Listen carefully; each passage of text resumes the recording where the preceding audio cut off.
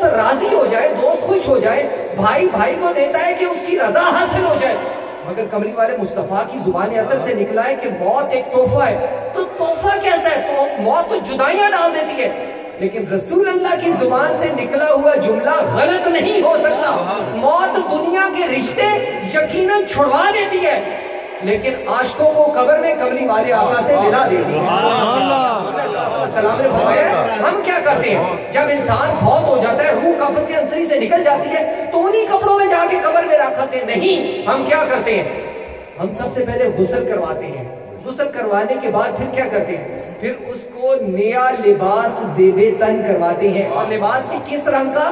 وہ رنگ جو نبی کریم علیہ السلام نے پسند فرمایا ہے, وہ لباس بناتے ہیں. پھر کیا کرتے ہیں, اس کے بعد اسی پر اکتفا نہیں کر لیتے, ہم اس کو خوشبو لگاتے ہیں, بنا کے سوار کے. کچھ لوگ کہتے ہیں بندہ مار کے مٹی ہو جاتا ہے. بھئی اگر مار کے مٹی ہو جانا ہے تو اس کو بنا کیوں رہے ہو, سوار کیوں رہے ہو؟ ہم بناتے ہیں, سوارتے ہیں, غسل کرواتے ہیں, نیا لباس پہناتے ہیں کہ آج امتی قبر میں مصطفیٰ سے ملنے کے لیے. نعرہ تکبیر, نعرہ رسالت, نعرہ رسالت. آج امتی قبر میں مصطفیٰ کی زیارت کرنے کے لیے جا رہے ہیں. وہاں پر پتہ لگے گا کہ میلاد کی وقت اور میلاد کی حیثیت اور میلاد کی فضیلت اور میلاد کی عظمت کیا ہوتی ہے, میلاد کی رفعت کیا ہوتی ہے. سب چھوڑ جائیں گے نا, ہونا میرے ساتھ بھی ہے, اللہ آپ کو بڑی زندگی عطا فرمائے. لیکن ہوتا کیا ہے, جب قبر میں رکھ دیا جاتا ہے پھر پیچھے ہٹتے ہیں. بھائی بھی پیچھے ہٹ گیا, باپ بھی پیچھے ہٹ گیا, بیٹے بھی پیچھے ہٹ گئے, دوست بھی پیچھے ہٹ گئے.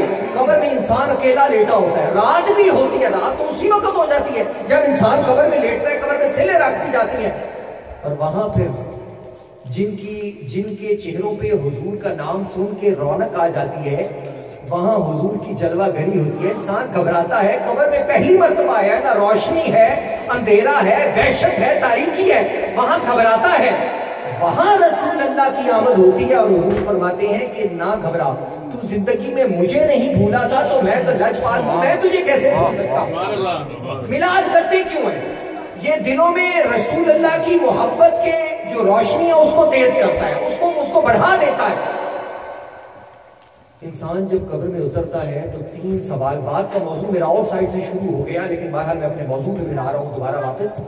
نبی کریم علیہ السلام رحمت بن کر آئے, اور یہاں بھی اب رحمت کا ذرا یہ زاویہ نظر بھی دیکھیں. انسان جب قبر میں اترتا ہے تو پہلا سوال ہوتا ہے من ربو کا, تیرا رب کون ہے.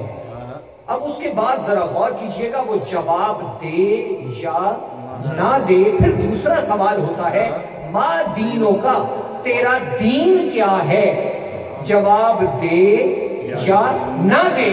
پھر تیسرا سوال ہوتا ہے, اور تیسرا سوال معرفت مصطفیٰ کا سوال ہوتا ہے کہ ما کنت تقولو فی حق حاضر رجل محمد, کہ بول اس ہستی کے بارے میں تو اپنی زندگی میں کیا کہا کرتا تھا. اسی لیے تو اعلیٰ حضرت نے کہا تھا نا کہ آج لے ان کی پناہ, آج مدد مانگ ان سے, کل نہ مانے گے قیامت کو اگر مان گیا.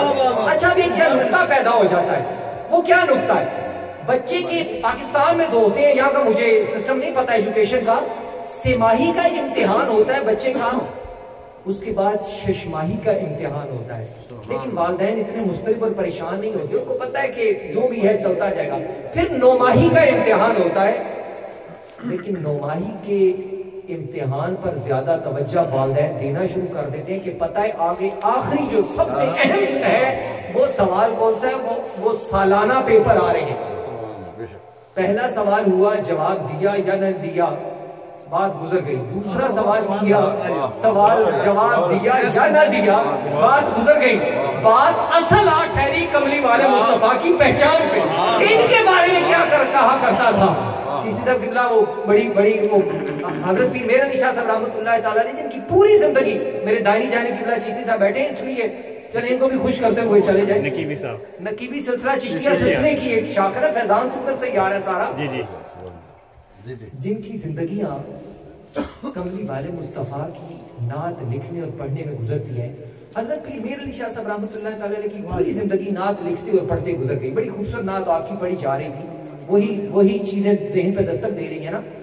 قبر میں تو پیر میر علی شاہ صاحب بھی اترے ہوں گے, قبر میں اترے ہوں گے، ان کو بھی اتارا گیا ہوگا، وہاں بھی فرشتے آئے ہوں گے، انہوں نے بھی سوال کیا ہوگا، پیر میرا علی شاہ صاحب کو اٹھا کے بٹھایا ہوگا، پوچھا ہوگا تیرا رب کون ہے، تیرا دین کیا ہے، اور پھر تیسرا سوال بھی فرشتوں نے کیا ہوگا، پھر پیر میرا علی شاہ صاحب سے فرشتوں نے پوچھا ہوگا کہ میرا علی شاہ اس ہستی کے بارے میں اپنی زندگی میں کیا کہا کرتا تھا۔ پیر میرا علی شاہ صاحب جن کی پوری زندگی رسول اللہ کی نعت لکھتے اور سنتے گزر گئی، ان کی جب نگاہیں حضور کے چہرے پر پڑی ہوگی تو کہا ہوگا اس صورت رو میں جانا کھا کہ جانے جہانا کھا، سچا تھا تیرا اپنی شانہ کھا، جس